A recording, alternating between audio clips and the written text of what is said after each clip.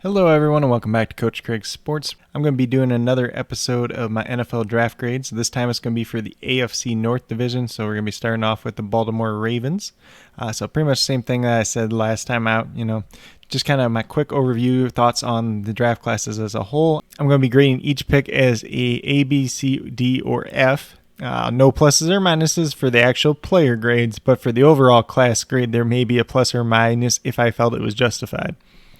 So we're going to start off with the Baltimore Ravens here. And their first pick was Rashad Bateman, number 27 overall. Rashad Bateman was somebody I'm not super high on personally. I know a lot of people are. More of a good route runner than anything. Nothing special for me. Probably a good wide receiver too at the NFL level, more or less. I did give this pick an A just because Baltimore Ravens, they needed some help at wide receiver. So it definitely fits the bill there. A guy that I thought was probably going to be a second round pick slipped into the end of the first round overall. At number 31 overall, they had formerly known as Jason Oweh. Now his name is like Odafe Oweh, which is actually his birth name. Edge rusher out of Penn State, got a lot of hype, really boosted up by his pro day. Not a lot of production in college, but it's a pretty good fit for him to go into, kind of learn for a little while, develop.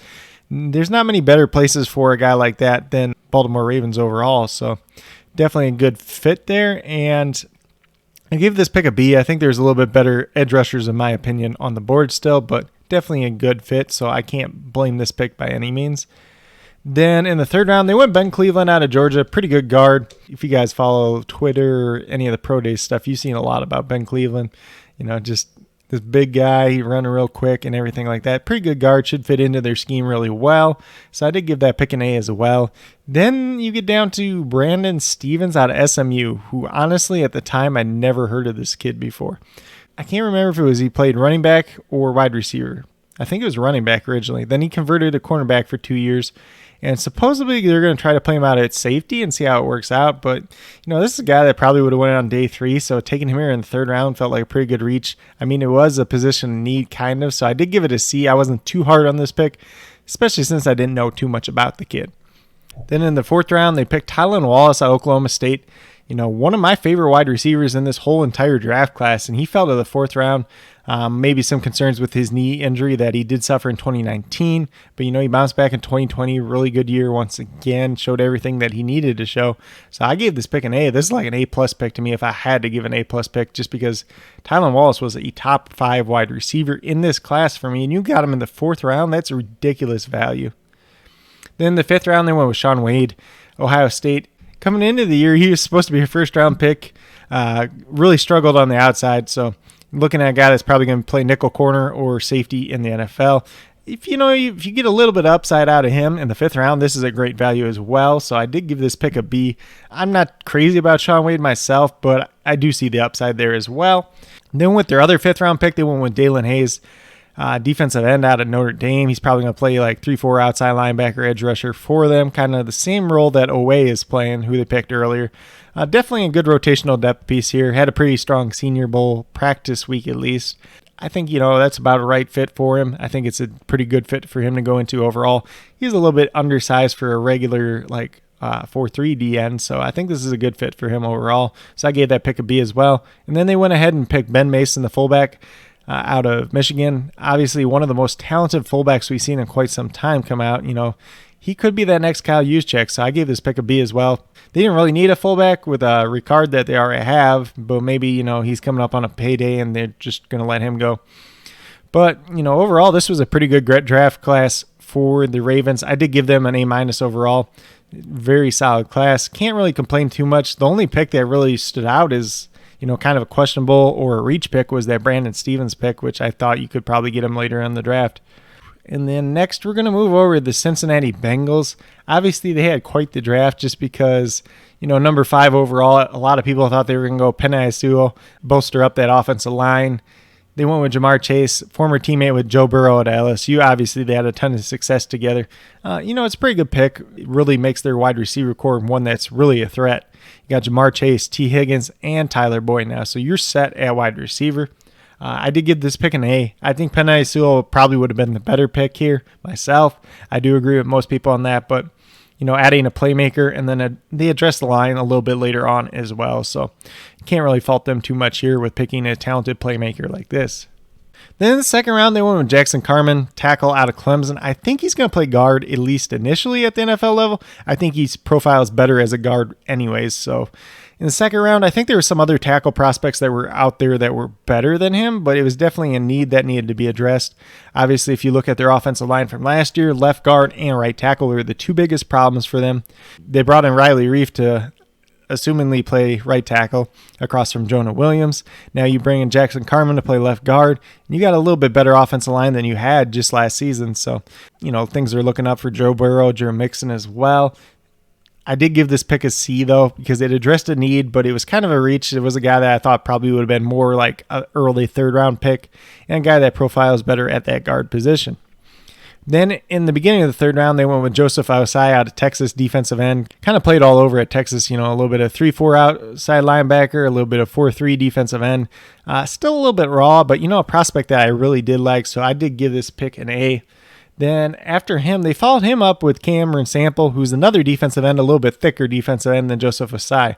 So these two could actually pair together pretty nicely. Maybe Cam Sample plays early down on the, the downs that you're going to have the opposing team run the ball a little bit more, and then Joseph Osai be brought in more as the pass rusher. So a good little compliment there, kind of replacing Carl Lawson that left in free agency. But for the Cam Sample pick, I did give it a B. I thought that's about pretty much where you would go. As a position of need, but they just drafted the same position right before him, so you can't credit it too much. Then Tyler Shelvin out of LSU, big nose tackle. So it's really interesting to see what they're doing here. Because they got him, they got DJ Reader now. They brought in Larry Ogunjobi as well. Probably butchered his name, but they got some run stuff in defensive tackles. DJ Reader can pass rush a little bit as well. So they're really bolstering up that defensive line as well. And for Tyler Shelvin, I did give that pick a B. I think it helps their defensive line, but I don't think it was the biggest area in need, and I think it was a pretty good value where you got him. I thought, probably a late third round pick, and they got him in the fourth round, so I can't fault them there at all. Then in the late fourth round, they got one of my favorite offensive tackles in this whole class, and that was Deontay Smith out of East Carolina. Had a great Senior Bowl. He is arguably the best offensive tackle there, and they got him in the fourth round. A little bit of a project, a smaller school guy, but I think, if you let him develop for a year behind Riley Reif, he could be your right tackle as soon as 2022. So that's a great pick in my mind. That's an A pick. It's probably another pick that would end up being an A+ if I could make it an A+. Then in the fifth round, they went with kicker Evan McPherson. If you're going to draft a special teamer, don't do it till round 7. That's pretty much what I can say about that. They did need another kicker, but you see some of these kickers get drafted and just never pan out, and then you see guys that get signed off the street. Not really off the street, but, brought in free agency that were coming out of college as well, and some of them succeed even more. So, I gave that pick a D. It fit an area of need, but, it's just a massive reach at that point in time. Then they went with center Trey Hill out of Georgia. Pretty athletic center, has some knee injury history, so we'll see how he shapes up. But, a guy they can bring in, kind of develop a little bit, and see if you got something there. Maybe he can back up Trey Hopkins and then maybe become the starting center over time. I did give that pick an A, too. I thought Trey Hill probably could have gone in the fifth round, so it's pretty decent value here. Fits an area of need, so can't really complain there. Then with their other sixth-round pick, they went with Chris Evans, running back out of Michigan. A guy that hasn't really played too much recently, but, a guy that's a very good pass catcher, very good in space. I hope they use him in the kick return game at some point in time. They did bring in Puka Williams as well out of Kansas, who kind of fills that same type of role. So it'll be interesting to see how they use those two guys, which guy makes the team, if they both make the team. A lot of different variables there, but especially with Joe Mixon, he's had some injury history. Chris Evans could play a role behind him as well, so I gave that pick a B. He's a guy that I did like, but there's a little bit of concerns with him since he hasn't played as much in recent seasons. And then in the seventh round, they went with Wyatt Hubert out of Kansas State. This is a guy that I thought was a 6th, 7th round pick, so I gave this pick a B as well. It probably would have been a little bit higher grade, but they already drafted a couple of defensive ends ahead of him, but they really brought in some defensive line depth. They brought in some offensive line depth. Last year you saw them really attack the linebacker position, so they're really starting to build this team up, and I think it's a good foundation overall. And for their overall grade, I did give them a B. This is a pretty solid draft class. There was a couple picks that were reaches, but overall, they accomplished a lot of the goals that they needed to do during this draft. And then we'll get moved over to the Browns, and the Browns actually had an interesting draft. It was one that was really hard to grade too, because they didn't have a lot of holes overall on their team. They had a really good free agency. They filled in a lot of holes that they had there as well. They went with Greg Newsome in the first round, cornerback out of Northwestern. Pretty good pick here, a guy that's going to come in, plug and play right away. That gives them a fourth corner now that they got Denzel Ward, Greedy Williams, Troy Hill, and now Greg Newsome. Greedy Williams, his health's kind of been up in the air, so we'll see. It definitely gives them more depth and good overall playmakers in that secondary. I did give that pick a B. I didn't think it was their biggest area need, so that's kind of why it was a B, but, I do like Greg Newsome as a player. Then in the second round, they went with Jeremiah Owusu-Koramoah, linebacker out of Notre Dame. This is a guy that was getting a lot of first-round buzz. Apparently on his physical or his health checkup at the Indianapolis Combine, he had some heart issues. He was ultimately cleared from it, but it scared some NFL teams off from him. He's kind of a little bit of a tweener, linebacker safety. He's very, very good in coverage, though. It's definitely an A grade, and I think it's a guy that can really come in, help booster their linebacker corps. They brought in Anthony Walker as well from the Colts in free agency, so it'd be really interesting to see how that unit pans out this year. Then in the third round, they went with Anthony Schwartz, wide receiver out of Auburn. I gave this pick a B. It adds a speed element to their team, which they kind of needed. A guy that can go deep over the top. Kind of a gadget player as well. A very, very good track athlete that's been playing football at Auburn. Wasn't really used right there. Guy that I thought probably go more in the fourth or fifth round, but, goes in the end of the third round here. Can't really fault it too much, so I did give that a B. Then the fourth round, they went with James Hudson out of Cincinnati. A guy that's played very little offensive tackle, but he's graded out very well if you look at the PFF grades. Last year at Cincinnati, he was one of the best offensive tackles in terms of pass blocking last year. He was really hit or miss at the Senior Bowl. He looked really good one snap, and then the next snap, he kind of let a guy go by him. Just needs to develop a little bit more in terms of strength and stuff like that. But if you get him with the right offensive line coach, he's going to be a very, very good player in time. I thought he could have gone in the third round even. Goes at the beginning of the fourth round here. Give this pick an A. They don't really need him to play right away, so they have the time to develop him, turn him into a pretty good swing tackle. If one of their two good tackles that they already have, if something happens to one of them, if they need help at guard, he probably could fill in there as well. And then at the end of the fourth round, they went with Tommy Togiai, defensive tackle out of Ohio State. Defensive tackle was one of their biggest needs on their team overall. You can get Togiai here. He's a pretty good run stuffer, a little bit bigger guy, so definitely a good player to fill in here. Probably going to be more of a rotational player than an every down starter or anything like that, but it's pretty good value overall. I did give that pick a B. I wasn't too high on him myself, but it does make sense and is a fit with what they needed on their team. Then in the fifth round, they went with Tony Fields, linebacker out of West Virginia. Probably a guy that's a little bit of a depth piece, good special teamer. Can fill in if you need him to. Should be pretty good in coverage as well. So he's kind of like your discount Jeremiah Owusu-Koramoah. Definitely not as athletic or anything like that as him, but it's a good replacement if something does happen to one of their linebackers. So I did give that pick a B as well, about where he should have been drafted. Then at the end of the fifth round, they went with Richard LeCounte out of Georgia, safety. And, he was one of those leaders of the Georgia defense as well. Talked about Monty Rice with the Titans in the last video that I did for their draft grade. But he's a guy that played pretty well in college. Didn't test very well at his pro day at all, though. So he might end up being a developmental guy, a special teamer, rotational type player. But definitely a guy that has a lot of experience. So I can't knock them for picking him there. So I'll give him a B grade overall. And then last pick they had was in the sixth round. They went with Demetric Felton out of UCLA. He is listed as a wide receiver here. Kind of played running back and wide receiver both in college. We'll see how they use him going forward. A very interesting player, but I'm not sure quite how he fits with the Browns. So I gave that pick a B. It was pretty good value. Thought he'd probably go closer to the fifth round. So if nothing else, you got a guy that could be used as a little bit of a gadget player as well, kind of like with Anthony Schwartz. So they're really trying to open up their offense, at least if nothing else. And with that being said, maybe even Demetric Felton is your Jarvis Landry replacement after next year. And then we're going to finish it off with the Pittsburgh Steelers. So this is the last team. And they started off their draft with Najee Harris out of Alabama, the running back. Obviously, the Steelers could use an upgrade at running back. He is one of the best running backs in this year's draft.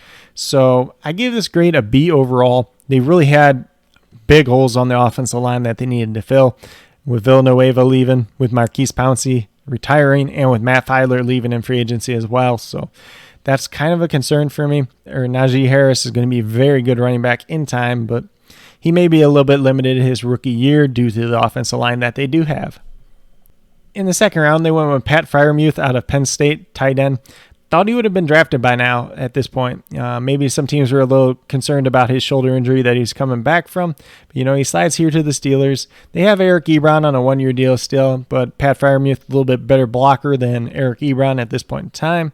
He's going to be that tight end of the future. Maybe they see him as their future Heath Miller, who obviously if you're a Steelers fan, you love quite a bit. I think this is pretty good value here. I gave this pick a B as well. Still has some other holes that we already talked about, especially on the offensive line that they should have filled ahead of time, but it is what it is at that point. Then in the third round, they picked Kendrick Green out of Illinois, played guard mainly in college, and they're supposedly going to have him play center, which he's played about 4 games in college there. Very, very interesting kid. Started off as a defensive tackle at Illinois, then transitioned to offensive line, played very, very well there. I think, he's a guy that probably could have gone in the second round, super athletic at his pro day. Definitely a lot of developmental upside with this guy, and he could definitely be a stud player in due time, honestly. So that was an easy A pick for me. Then you followed up with the 4th round pick, and it's Dan Moore out of Texas A&M. Not a big Dan Moore fan at all. Looked terrible at the Senior Bowl. Probably one of the 3 or 4 worst offensive linemen there. So I thought he's probably going to be like a 6th, 7th undrafted free agent, and they took him in the 4th round. So I just don't get that one. I gave it a D just because it was an area of need, but I don't think this guy's ever going to start for you. So it's kind of hard to take a guy like that there, especially when you have such a big need as well. And there was other options that were better on the board. Deontay Smith, who the Bengals took. I'd rather have him because I see more upside with him. Then at the end of the 4th round, they took Buddy Johnson, linebacker out of Texas A&M. I thought they could use a little bit more linebacker depth, but, Buddy Johnson's not somebody that gets me very excited. He's just kind of an average linebacker, probably a depth piece more than anything. So I gave that pick a C. Nothing great there. Probably should have been like a 5th, 6th round pick. Took him a little bit early. Then in the 5th round, they actually traded up for Isaiah Loudermilk out of Wisconsin, defensive tackle. Really big guy, like 6'7", like 290 pounds. Could be a decent scheme fit for them. But he's a guy, I thought was going to be a 7th round pick, and they took him in the 5th round, and they traded up for him, which was just like crazy. Like, why? So, especially they still have offensive line needs, they still have cornerback needs that they could have addressed with that pick, and especially if you're trading up for a pick, and there's a couple different corners that are still on the board, I believe, at that point in time, too. So it's just like, why? I did give that pick a D. Like I said, it was a pretty big reach. Then in the 6th round, they went with Quincy Roche out of Miami. I thought this guy had a chance to be a 3rd round pick, and he fell all the way to 6th round pick. Had a solid pro day. I don't know exactly why he fell. I tried looking it up while the draft was happening, and I couldn't find anything either. So that's definitely an A pick for me. Adds another rotational pass rusher, if nothing else, at this point in time. He can split work with Alex Highsmith, who they drafted last year out of Charlotte. So definitely a good pick there overall. Then they went Trey Norwood out of Oklahoma. Play a little bit of corner, play a little bit of safety. Not super athletic, but could be a decent depth piece for them, and they definitely need help, especially at cornerback. So I can't discredit this pick too much. I did give it a C because I thought he was maybe a guy that wouldn't get drafted, but he ended up getting drafted. Then with their last pick, they went with Presley Harvin III out of Georgia Tech, a punter. Like I already said, I don't really care about special teams players being drafted. If you do it in the 7th round, which they did here, so I can't really knock this pick at all, but they could have used it on another position as well and signed this guy in free agency. But they drafted him, so I'm going to give it a C.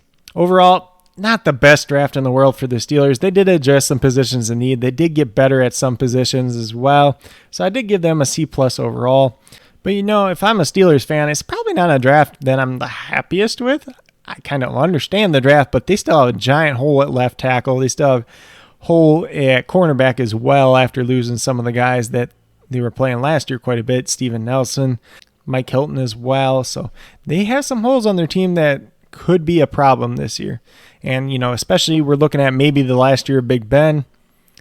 You didn't really get a replacement for him either. So there's just a lot of different issues at hand here. But I think overall they got some good players that will pan out, and then they got some players that aren't going to pan out as well. But with that being said, these are my draft grades for the AFC North. If you guys have any opinions about any of the grades that I did give, if you got any grades of your own, if you're a fan of one of these 4 teams, be sure to let me know. Let me know your thoughts down in the comments below as well.